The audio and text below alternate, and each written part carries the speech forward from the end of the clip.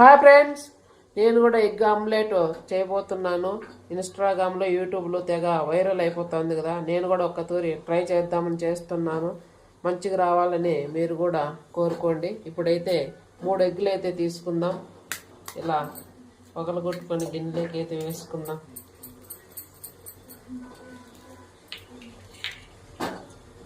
ఇప్పుడైతే ఇలా బాగా మిక్స్ పెట్టుకుందాం, కలుపుకుందాం బాగా.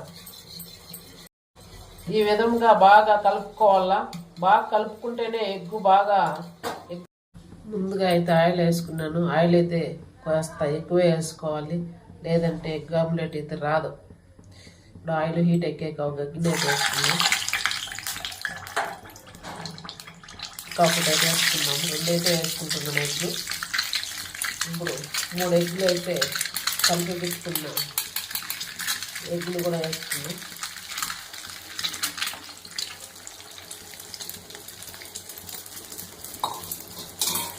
ఇప్పుడు ఆనియన్స్, కొత్తిమీర, పచ్చిమిర్చి, టమోటా, కొద్దిగా కారం కూడా వేసుకుందాం.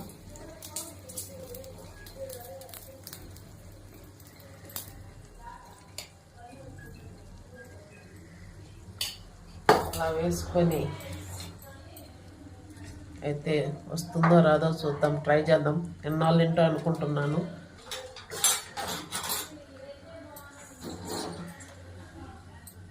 ఇప్పుడైతే తిరిగేసుకుందాం.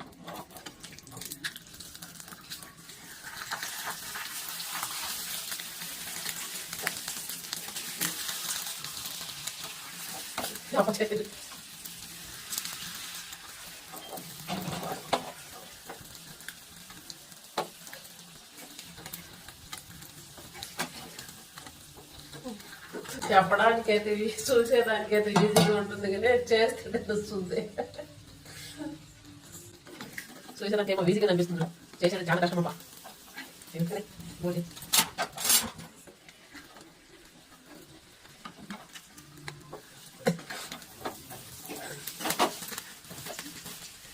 ఇలా అయితే వచ్చిందండి. బాగా వచ్చింది కదా. మీరు కామెంట్ చేయండి ఎలా వచ్చిందో. ఓకే అండి, ఇప్పుడు దీన్ని కాసేపు అయితే పెట్టుకొని కోసుకుందాం. ఇన్స్టాగ్రామ్లో చూసి చాలా సులువు అనుకున్నాము, అయితే ఇప్పుడు చేసేటప్పుడు చాలా కష్టం అండి. ఇప్పుడైతే దీన్ని 4 పీసులు కట్ చేసుకుందాం.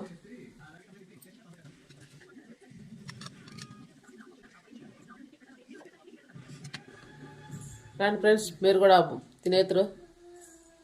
చూడండి ఫ్రెండ్స్, ఇలా అయితే వచ్చింది ఎగ్ ఆమ్లెట్. ఎలా ఉంది?